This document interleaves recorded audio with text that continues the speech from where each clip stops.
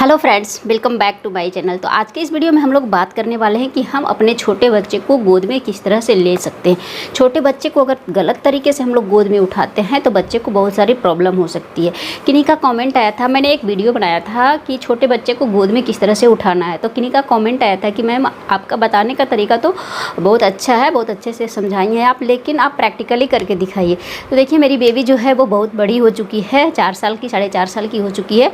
तो उसको मैं प्रैक्टिकली आपको छोटा बेबी किस तरह से उठाया जाता है उसको मैं नहीं बता सकती, और मेरे आसपास कोई बेबी छोटा है ही नहीं जिसके लेकर के मैं आपको समझा सकूं कि आप अपने छोटे बच्चे को गोद में किस तरह से उठा सकते हैं। लेकिन मेरे पास एक सॉफ्ट टॉय है जिसके थ्रू मैं आपको समझाने की कोशिश करूँगी कि आप अपने बच्चे को गोद में किस तरह से उठा सकते हैं। देखिए, ये सॉफ्ट टॉय जो है वो बिल्कुल बेबी की तरह है। देखिए, बिल्कुल बेबी की तरह है। तो इसके थ्रू मैं आपको बताऊँगी कि आप अपने बच्चे को किस तरह से उठा सकते हैं। छोटा बच्चा भी लगभग इसी साइज़ का होता है जब बच्चा पैदा होता है। हाथ पैर भी उसका देखिए बिल्कुल बेबी जैसा है, पतला पतला, इसी तरह से बच्चा का होता है। तो मैं इसके थ्रू आपको बताने की कोशिश करती हूँ। गलत तरीका क्या है, पहले मैं आपको गलत तरीका बताती हूँ, उसके बाद मैं आपको सही तरीका उठाने की, गोद में किस तरह से उठाना है उसको मैं एक्सप्लेन करती हूँ। तो सपोज़ ये बेबी मेरा क्या है, सोया हुआ है बेड पे, क्योंकि बच्चा तो हमेशा बेड पे सोया रहता है या फिर गोद में रहता है। तो एक गोद से दूसरे गोद में किस तरह से ट्रांसफ़र करना है उसके लिए मैं एक अलग वीडियो बनाऊँगी, तो उस वीडियो को भी आप ज़रूर देखिएगा। और बेबी से रिलेटेड आप कोई भी वीडियो देखना चाहते हैं तो मेरे चैनल पर जाकर देख सकते हैं। नाम है ईजी लाइफ कॉर्नर, वहाँ पर आप जाकर देख सकते हैं, या फिर मेरे चैनल पे एक प्लेलिस्ट बना हुआ है बेबी केयर टिप्स करके, तो वहाँ पे आपको बेबी से रिलेटेड बहुत सारा वीडियो देखने को मिल जाएगा। तो चलिए आज का वीडियो स्टार्ट करते हैं और बताते हैं आपको कि किस तरह से आपको अपने बेबी को गोद में लेना है। तो सपोज़ मेरा बेबी जो है ये बेड पे सोया हुआ है या फिर झूला पे भी सोया हुआ है। बच्चा कभी झूला पे भी लिटा देते हैं या फिर कहीं बेड पे लिटा देते हैं। तो किस तरह से हमें छोटे बच्चे को गोद में लेना चाहिए।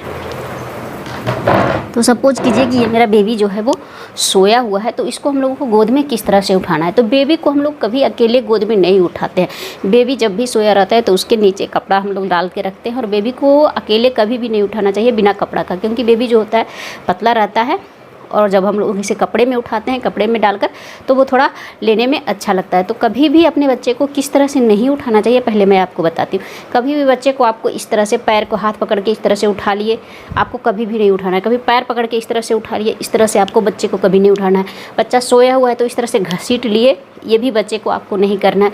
कभी बच्चे को इस तरह से सर पकड़ के इस तरह से उठा लिए, ये भी आपको नहीं करना है।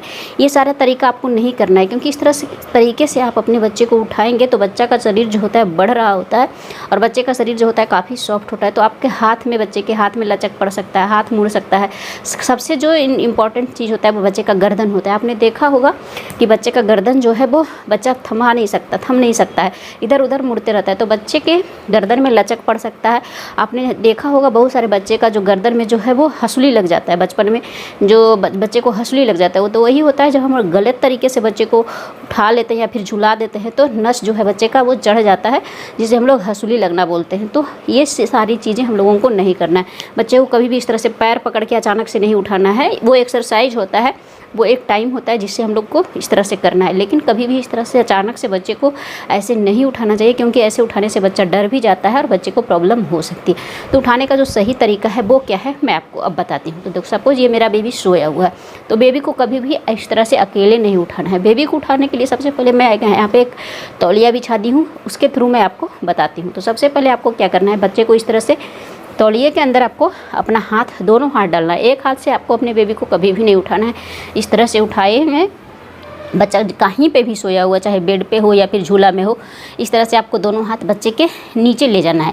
और सबसे पहले आपको क्या करना है, इस तरह से आपको लेना है और इस तरह से दोनों तरफ से पहले बच्चे का जो बाजू है उसको पकड़ना है। इस तरह से देखिए, मैं बता रही हूँ, ये बच्चे का बाजू है, तो इस तरह से बाजू को पहले आपको होल्ड करना है। तो बाजू होल्ड कीजिएगा तो बच्चे का शरीर ऊपर आएगा। उसके बाद आपको क्या करना है, धीरे धीरे अपना एक हाथ बच्चे के गर्दन, और जो गर्दन है वहाँ पे ले जाना है, मतलब सर और जो पीठ है उसके बीच में। आपको दिखा रही हूँ पर यहाँ पे रखना है। आपका इस तरह से होल्ड करना है आपको एक हाथ को, इस तरह से। तो इस तरह से होल्ड करना है यहाँ पे इस तरह से, और दूसरा हाथ आपको बच्चे को कपड़े में इस तरह से अच्छे से लपेट देना है। और दूसरा हाथ जो है वो बच्चे के मतलब जो बेस होता है, बच्चे का जो पीठ होता है और पैर होता है उसके बीच आपको मतलब बच्चे का जो चूतड़ होता है उसके पास रखना है। इस तरह से देखिए मैं आपको करके बताती हूँ। तो इस तरह से आप अगर बच्चे को उठाते हैं तो बच्चा जो है आराम से उठ जाता है। मैं बिना कपड़े का एक बार आपको करके दिखाती हूँ। देखिए इस तरह से आपको करना क्या है, बच्चे को यहाँ से यहाँ पे होल्ड करना है एक हाथ को, और दूसरा हाथ बच्चे का जो देखिए बेस है और पैर यहाँ पे, इस तरह से आपको अपने बच्चे को इस तरह से होल्ड करना है। कभी भी बच्चे को इस तरह से नहीं होल्ड करना है, या फिर कभी भी बच्चे को यहाँ केवल सर पकड़ के और पैर पकड़ के होल्ड नहीं करना है, क्योंकि अगर सर और पैर पकड़िएगा तो बीच का जो गैप होता है उसमें लचक पड़ सकता है, क्योंकि बच्चे अपना सर को थाम नहीं सकता। तो हमको एक सपोर्ट देना है इस तरह से बच्चे को। देखिए मैं आपको करके बता, इस तरह से आपको अपने बच्चे को सपोर्ट देना है, गर्दन और यहाँ पे जो गर्दन है, गर्दन के पास हमको सपोर्ट देना है, सर और पीठ के बीच में जो है। तो इस तरह से सपोर्ट देना है, और इस तरह से बच्चा तो छोटा होता है, इस तरह से आपको अपने बच्चे को होल्ड करना है। और इस तरह से होल्ड करने के बाद आपको अपने गोद में बच्चे को उठाना है। तो इस तरह से आप अपने बच्चे को गोद में लिए इस तरह से, और बच्चे को कभी भी इस तरह से आपको लेना है। और देखिए इस तरह से, और बच्चे को हमेशा इस तरह से रखना है। अगर आप इस तरह से रख रहे हैं, बच्चे को गोद में ले रहे हैं, तो आपको अपना एक हाथ, देखिए अपना हाथ जो है, ये हाथ है, ये कभी भी चूड़ी और कंगन आपको ज़्यादा पहन के नहीं रखना है, क्योंकि उससे बच्चा को गड़ सकता है। तो एक हाथ आपको इस तरह से रखना है बच्चे के गर्दन और कान, ये देखिए गर्दन के पास, सर के और पीठ के बीच में इस तरह से रखना है, और दूसरा हाथ आपको इस तरह से बच्चे के पैर और इस तरह से होल्ड करना है। तो इस तरह से आप अगर बच्चे को होल्ड करते हैं तो बच्चे को कोई प्रॉब्लम नहीं हो सकती। बच्चे को कभी भी केवल सर नहीं पकड़ना है, केवल पीठ नहीं पकड़ना है, सर को ऐसे झुका देना है, तो ये चीज़ आपको नहीं करना है। मैं आपको एक बार केवल टॉय के थ्रू बताती हूँ। देखिए इस तरह से आपको बच्चे को कभी भी, आपको दो अगर सिंपल होल्ड कर रहे हैं, देखिए किस तरह से मैं पकड़ी हुई बच्चों को, एक हाथ आपको यहाँ पे रखना है और एक हाथ बेस और पैर के बीच में, दोनों जगह आपको सपोर्ट देना है। इस तरह से आपको बच्चे को होल्ड करना है। दूसरा जो होल्ड करना है इस तरह से, और अगर आप अपने मतलब पास ले रहे हैं गोदी में इस तरह से, तो आप हाथ को इस तरह से रखें।